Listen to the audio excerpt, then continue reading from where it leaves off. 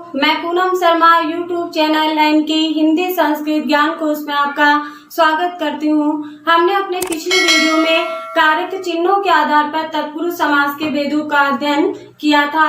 आज का जो हमारा मुख्य बिंदु है वो है तत्पुरुष समास के ही जो अन्य भेद हैं उनका आज हम अध्ययन करने वाले हैं। तो बने रहिए शुरू से अंत तक।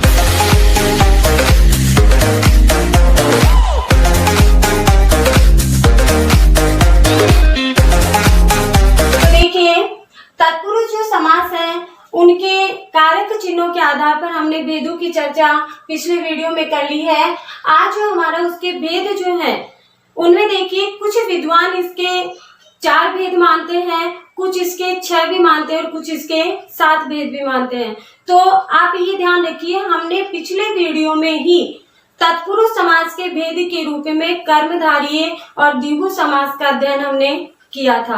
आज हमारा जो मुख्य बिंदु है तत्पुरुष समास जो उसके अन्य भेद हैं, आप उस पर ध्यान देंगे, वो 2 में काउंट हो चुके हैं, कर्मधारय और द्विगु समास। उसी में हम तीसरा लेंगे मध्य पदलोपी और नए तत्पुरुष। ध्यान देंगे ये 4 हो जाएंगे, कर्मधारय, द्विगु, मध्य पदलोपी, नए तत्पुरुष। तो देखिए सर्वप्रथम हम लेते हैं मध्य पदलोपी लुप्त या लुप्त पद तत्पुरुष। अब देखिए मध्य पदलोपी और लुप्त पद तत्पुरुष क्या होता है कि जहां सामासिक पदों में जो समस्त पद पाया जाता है उसपे कारक चिन्ह जो होंगे उन कारक चिन्हों के साथ साथ में कुछ अन्य पद भी क्या हो जाते हैं, लुप्त हो जाते हैं। कारक चिन्ह तो होंगे नहीं क्योंकि कारक चिन्हों का तो हमें बाद में प्रयोग करना होता है, तो कारक चिन्ह के साथ साथ वहाँ कुछ अन्य पद भी उसके लुप्त हो जाते हैं। ये तो पहली विशेषता है। इसको हम आसानी से समझने का एक सरल उपाय, सरल आसान तरीका ये है, आपको ध्यान रखना है कि जिन सामासिक पदों में जब हम विग्रह करते हैं, जिन सामासिक पदों में विग्रह करने पर पहला जो पद होगा वह तो सबसे आगे हो जाता है और दूसरा जो पद होगा वो हमेशा सबसे पीछे चला जाता है। ये ध्यान देंगे, सबसे पहला जो पद होगा वो सबसे आगे होगा और दूसरा जो पद होगा वो हमेशा ही सबसे पीछे चला जाता है। और जब शब्द को हम पुनः जोड़ते हैं, जो पहला और अंतिम जो शब्द होगा इसको हम फिर से जोड़ते हैं, जो पहला हमारा शब्द है वही हमारे सामने निकलकर फिर आ जाता है। आप ध्यान देंगे, पहला पद अपनी जगह पे रहेगा और दूसरा पद है वो अंत में चला जाएगा और जब पहले और अंतिम शब्द को हम जोड़ेंगे तो पुनः हमें वही शब्द प्राप्त हो जाएगा। ये इसकी विशेषता है। तो देखिए कुछ उदाहरण हम देखते हैं यहाँ।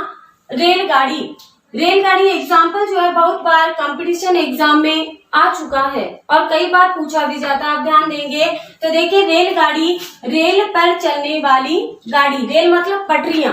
तो अब आप यहाँ देखिए रेलगाड़ी हमारा शब्द है। अब हमने यहाँ ट्रिक आपको बता रखा है कि विग्रह करने पर पहला पद तो आगे रहता है, अंतिम पद पीछे चला जाता है। तो आप उदाहरण में देखिए आसानी से आपको मिल जाएगा, ये पहला पद रेल और अंतिम पद कहाँ चला गया, गाड़ी, पीछे। और जब बीच का जो पद होगा वो क्या हो जाएगा, लुप्त हो जाएगा, इतना पद लुप्त हो जाएगा। कारक चिन्हों के साथ साथ ये पद लुप्त हो जाएगा और पद के लुप्त होते ही हमारे पास पुनः क्या आ गए, ये 2 शब्द आ गए और दोनों शब्दों को हमने फिर से जोड़ा तो हमारे पास क्या शब्द बना, रेलगाड़ी।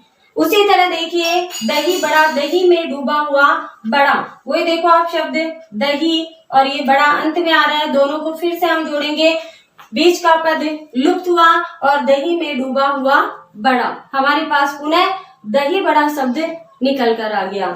सभी एग्जाम्पल में यही आपको देखने को मिलेगा, वायुयान, वायु और ये देखिए यान, ये पद लुप्त हो जाएगा और फिर से हमारे पास बन गया शब्द वायुयान। कारक चिन्हों के साथ साथ पद भी लुप्त हो रहा है। दूसरी हमारी ट्रिक, पहला पद और दूसरा पद अंत में।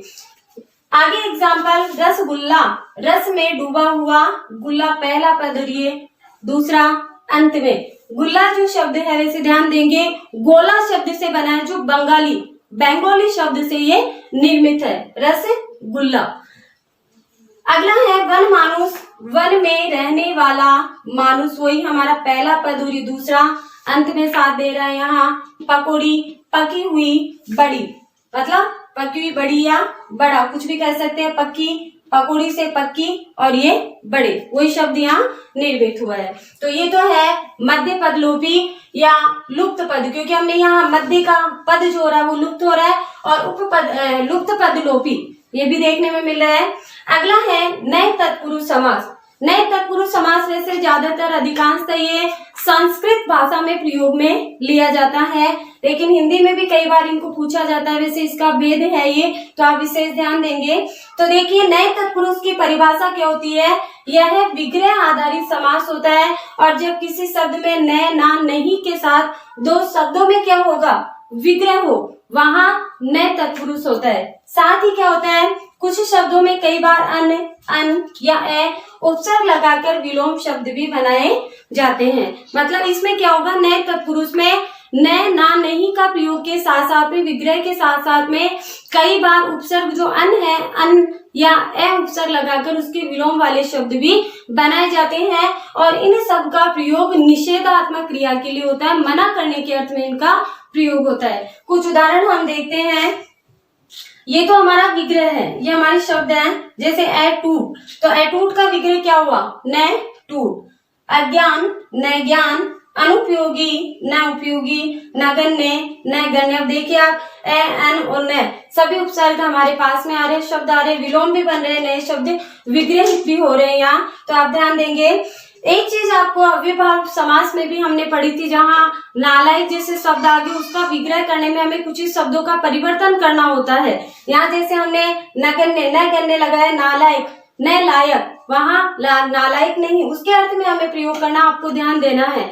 एक मुख्य बात आप ध्यान दीजिए, कई बार कंपटीशन एग्जाम में सस्पेंस के लिए हमारे पास ऐसे प्रश्न होते हैं जिसमें हम इस चीज में कंफ्यूज रहते हैं कि हमें इसमें कौन सा विकल्प यहाँ चयन करना, आपको ध्यान रखना है। जैसे कोई भी एक उदाहरण हम ले लेते हैं, जैसे कि अटूट शब्द ही है।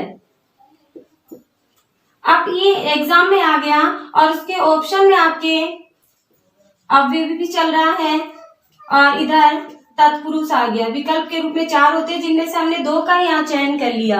अब यहाँ क्योंकि हमने क्या किया, नए में पढ़ा निषेध के लिए, तो हम एक बार इसकी तरफ जाते हैं तत्पुरुष की। तो आपको ध्यान रखना है, अगर पहला वहां चल रहा है तो हमारे सूत्र के अनुसार भी ये बिल्कुल करेक्ट चल रहा है, और वैसे भी सही चल रहा है। पहले इसका आंसर किस में जाएगा, अव्यय में। तो आप ध्यान देंगे, अगर वहां अव्यय समास नहीं है तब वो तत्पुरुष में होगा। इसके साथ ही यहाँ आपके अव्यय को छोड़कर 2 ही ऑप्शन हो, नए तत्पुरुष और दूसरा दे रखा हो यहाँ तत्पुरुष, उस स्थिति में आपको नए तत्पुरुष का चयन करना है, क्योंकि तत्पुरुष में ही आपके डायरेक्ट ही नहीं है, तत्पुरुष के भेद के रूप में है। तो आपका पहला जो चॉइस विकल्प होगा वो हमेशा ही और सही नए तत्पुरुष ही होगा, इसका आप ध्यान देंगे। तो ये है हमारा आज का मध्य पद लोपी नए तत्पुरुष समास।